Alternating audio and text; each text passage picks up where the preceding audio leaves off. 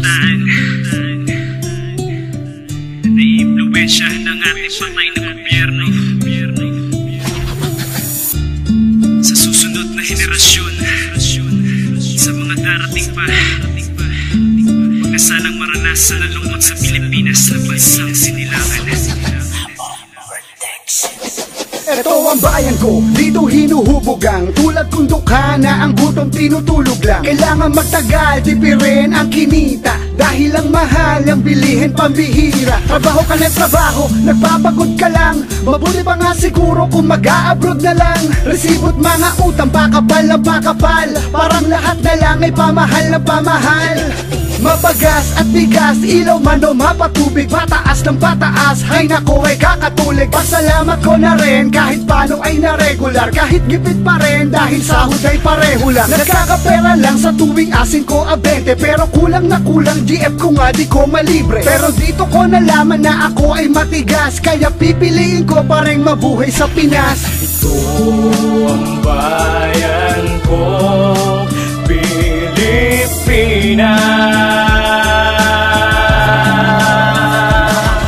Ito pinagmulan ng lahi ko. Ako'y isa rin sa mga nakakaranas ng ganitong pagsubok sa ating dinadaanan sa magulong buhay dito sa Pinas. Ang problema ng Pinoy, kailan ba malulutas? Yan ang malaking tanong na laging binubulong. Di na ba marisolbahan ng mga nakaupo? Mga nangakong aayusin, babaguhin ang lahat, pero wala pa rin, salat pa rin tuloy sa pag-angat. Ang mga bilihin pataas ng pataas, kuryente, tubig, kaya bulsa'y utas. Ngayon paano na ang bawat isa sa amin kung puro hirap lang ang dadanasin? Nagpadala kasi sa matamis na salita, nagpadulas ng konti, mga tao'y natuwa. Inakala sa binoto'y makakampante, pero wala, kurakot din ng diskarte. Ito ang bayan ko, Pilipinas.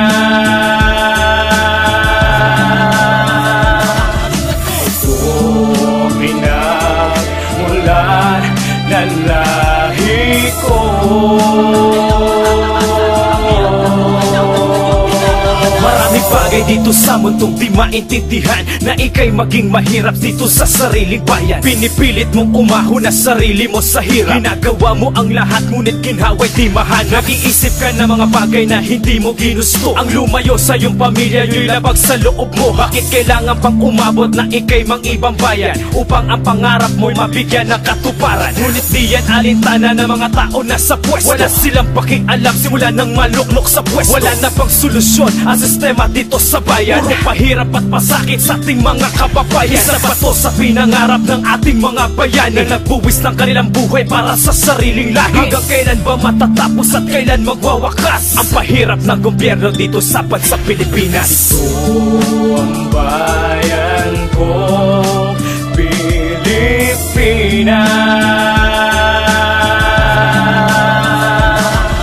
Ito pinagmulan ng lahi ko.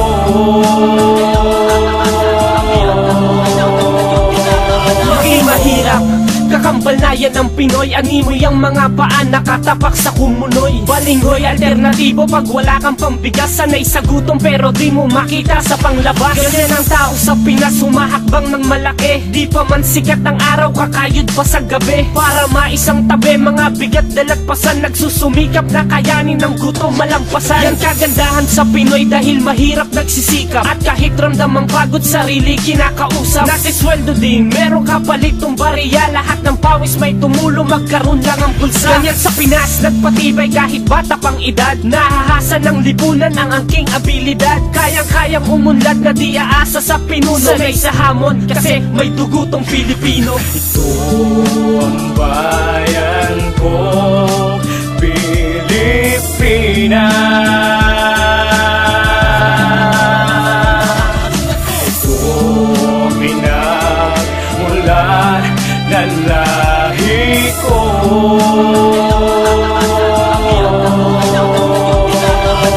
Kalat-kalat, watak-watak, bakit nagkaganito?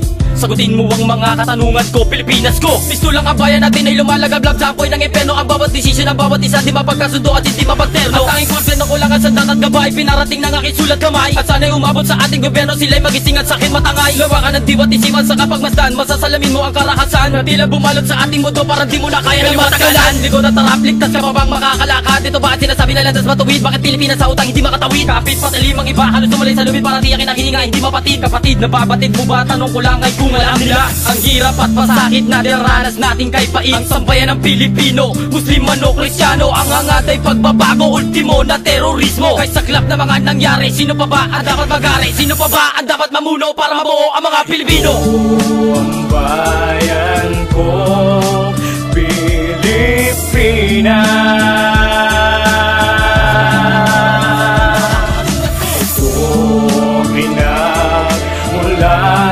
Lalahi ko,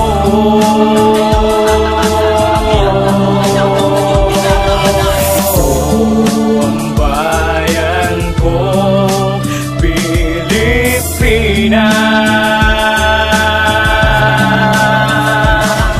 Ito pinagmulan ng lahi ko.